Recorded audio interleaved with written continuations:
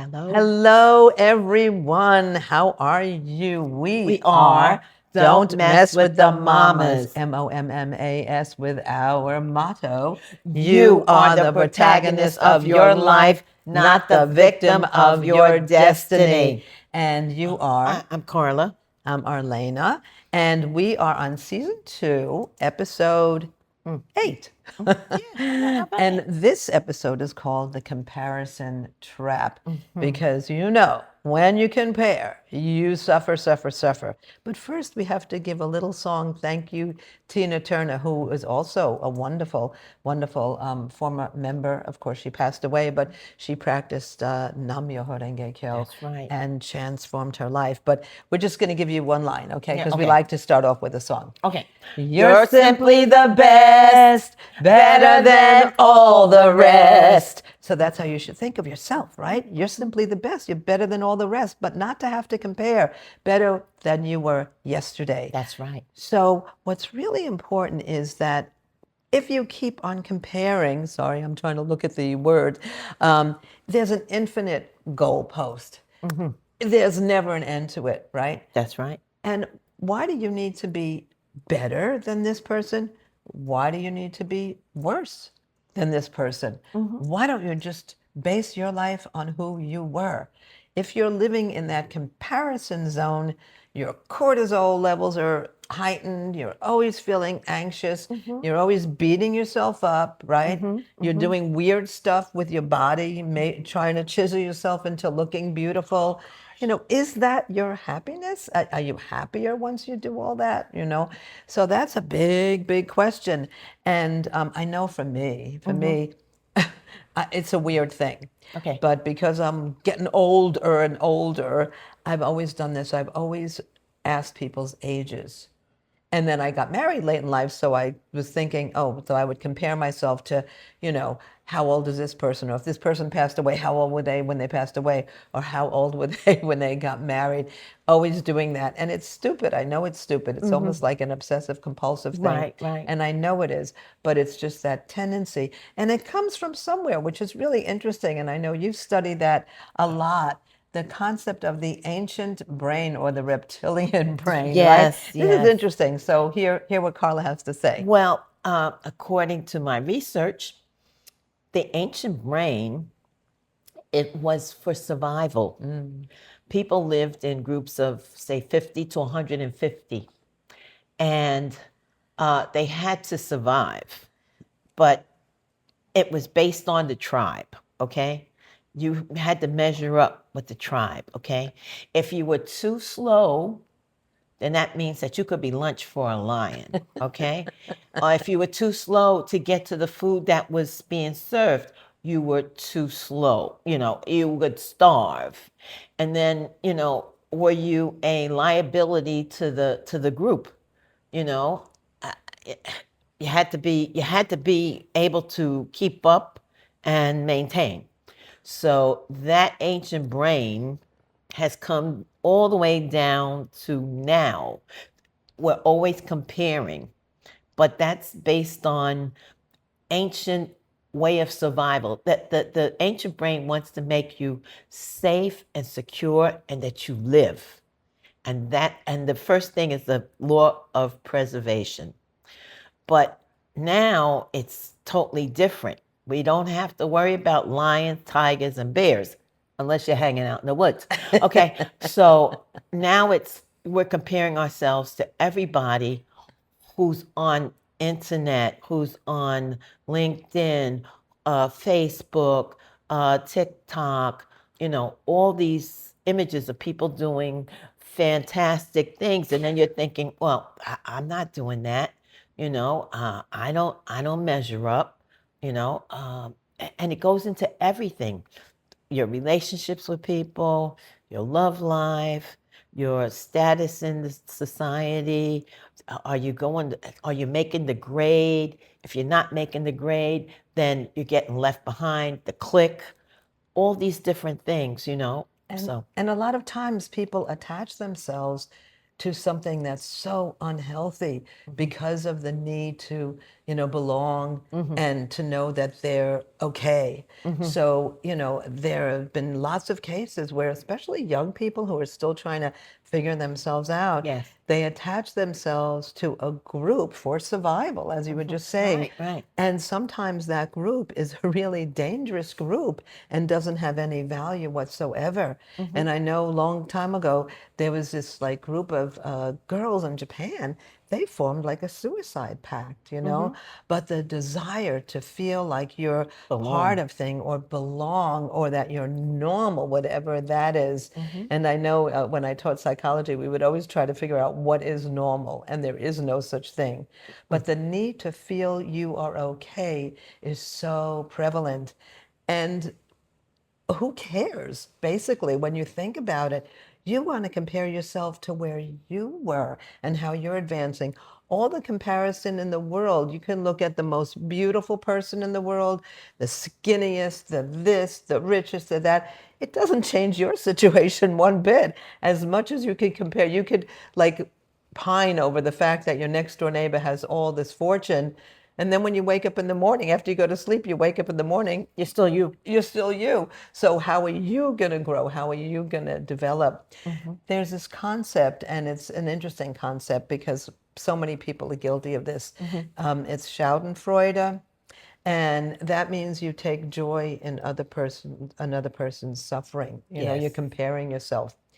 And it's not so much conscious. It's not like you're an evil person necessarily, but you feel better about yourself. Right. But, I know like one of my friends, I'm not friends with this person anymore, but this person had a lot and still does have a lot of fortune, good looking, beautiful children, successful marriage, successful business, but always took joy in, lording it over somebody else who has, less.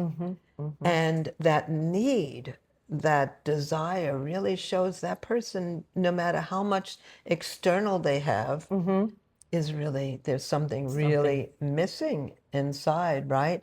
And we know so many people who take tremendous joy in that and putting people down, but what is their life going through, no matter what they seem to have. So, no matter what you see on social media, as you said, doesn't mean a lick, doesn't mean that that person, that influencer, whoever they are they really leading a value creating life? Are they really appreciating their life? If you're always comparing, you have no appreciation for your own What life you or have. what you have or the lives of others.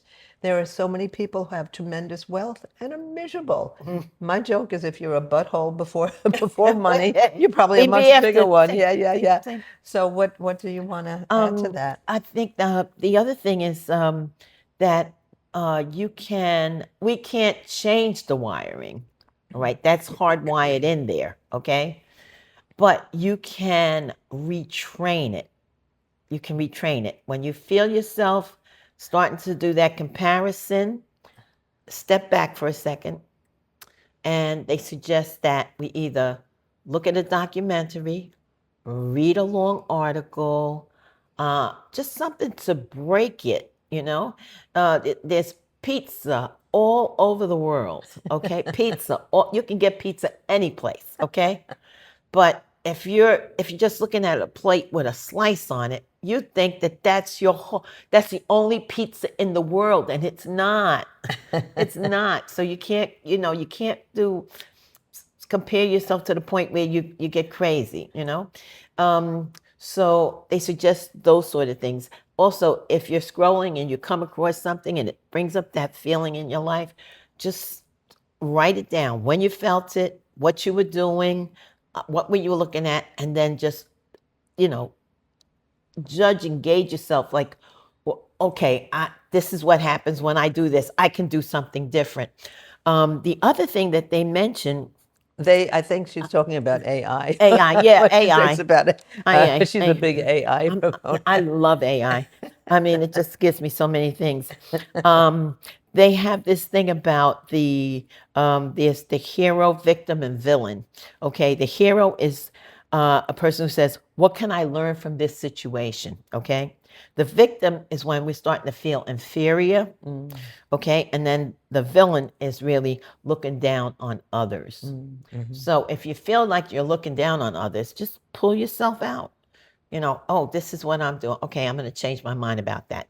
And if you're looking down on others, that means that's how you feel about yourself. That's such a reflection about, your own attitude.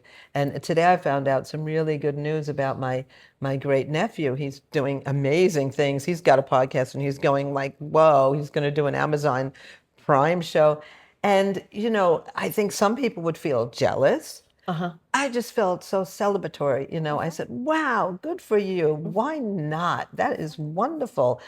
So celebrate other people's successes. If you can do that, Right. then you can really celebrate your own success. But if you can't celebrate others, then you can never celebrate yourself because you're always feeling, not enough, not enough. And society does that. Absolutely. Society tries to make you feel that way. So don't give in to that crapola. You are perfect as you are. I don't care if you weigh 600 pounds. I don't care if you weigh 100 pounds. I don't care if you're the most beautiful, the ugly. It doesn't matter. Just celebrate who you are. You were born in this world for a reason. You have a wonderful mission and you are unique. So use that, whatever it is, use your uniqueness and forget about comparing yourself because there'll always be somebody with more or somebody with less. Less. And so what? So what? I have to bring this up. Sure. When I can't remember what it was, but we found out that people would buy these bags, Hermes, they'd Right. buy Coach, they buy for status, Right. status symbol. Right. I have this, that means I'm doing well, and so on and so forth. And the poor person who ran to Chinatown would go down into a dark hole, all right, could get busted by the police, came out with their knockoff, okay, and was happy, maybe feeling, well, it looks like it, but it's not really it, but I'm going to pass. When you're running in the street, nobody's going to notice if you got stains, if it's real, if it's not, that you just, hey.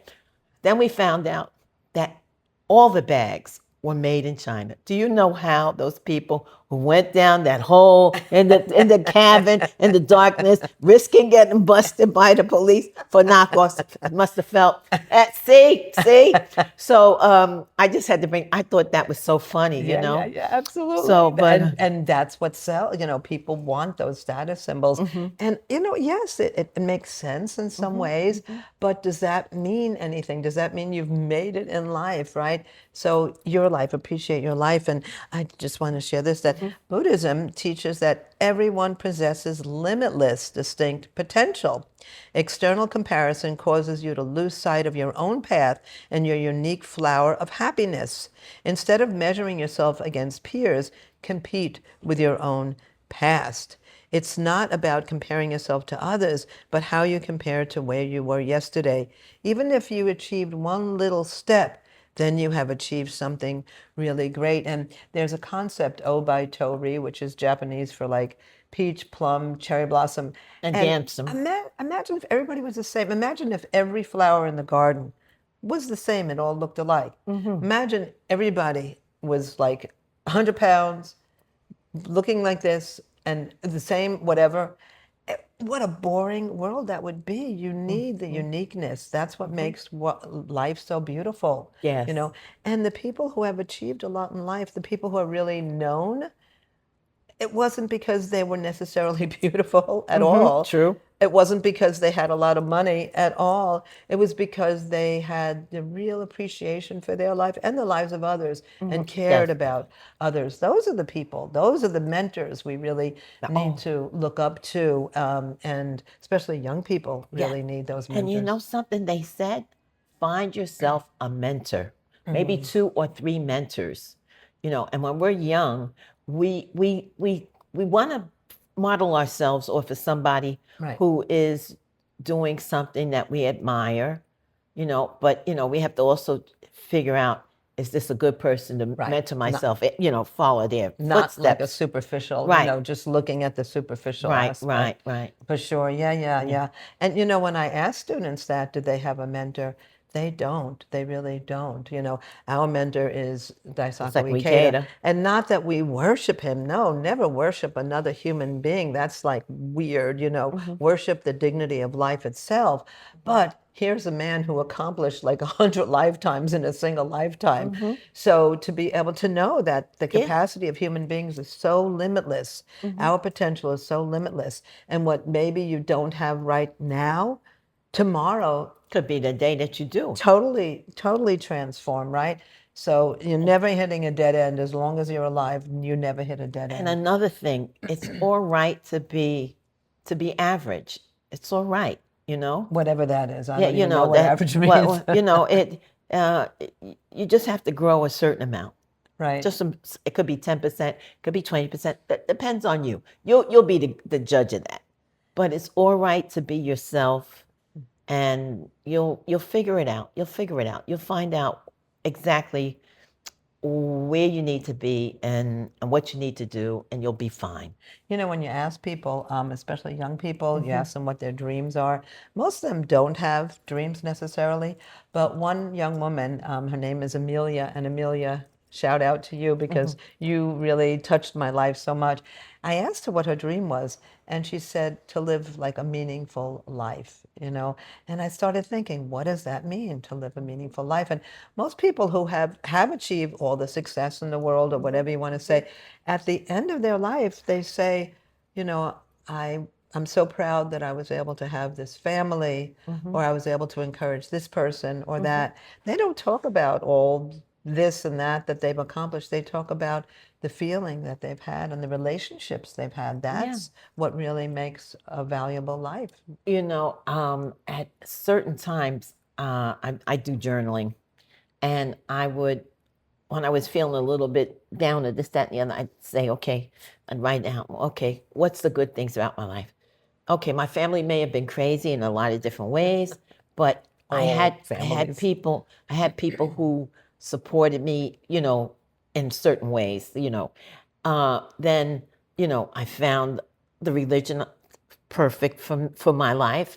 I was able to go to school. So I write down all my accomplishments, so that regardless of what was going on around me, I could see, well, you did this and you did this and you did this and you did this, and these are all good things, Right. Right. So And sometimes, a person who feels like they're not doing much, and I've felt that way so much because I've always wanted to do so much.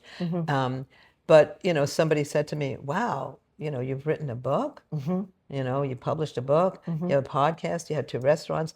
And sometimes I think, well, okay, but now what? But now what? And that's kind of like stupid. what's the Like, next thing? What's the next thing? But I mean, which is a good thing, you always want to keep on growing, but to really do appreciate those, and sometimes your success, it doesn't have to be a big deal. It can be, a relationship with another human being, or going to school, passing a class that you didn't think you'd be able to pass, but just celebrate. So, yeah. I So with guess. that, I think that's it. And what we're doing next week, don't forget we publish on Wednesday on all platforms, including the YouTube and the Substack and the Spotify and the TikTok and Instagram and everywhere.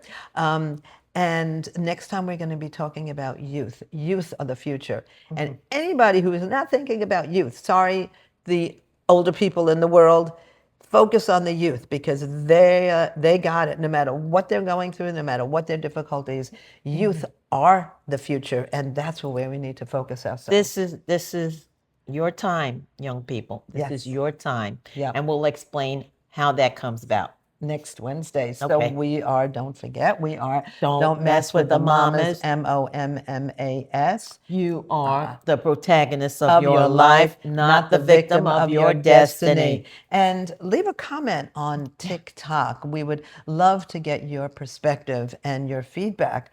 And you had a question about how the ancient brain, something about the ancient brain, how it's affected you, I think. I can't remember exactly. I think, yeah. I thought I had a question, but if I remember it, I'll bring it up at the next But I time. think you wanted to ask about, how this ancient brain of yours still affects you today. Okay, well, Can you tell us about how you compare yourself and your changes, and if this has helped you in any way? Yep, that would be great. Yeah, so We love for now, comments. yes, we'll see you and bye. Bye. And you are precious, you are wonderful. Please, please take good care of your precious self. You were born at this particular time in the world because you have a mission only you can Can fulfill. fulfill. Okay, Bye bye. bye. Bye bye.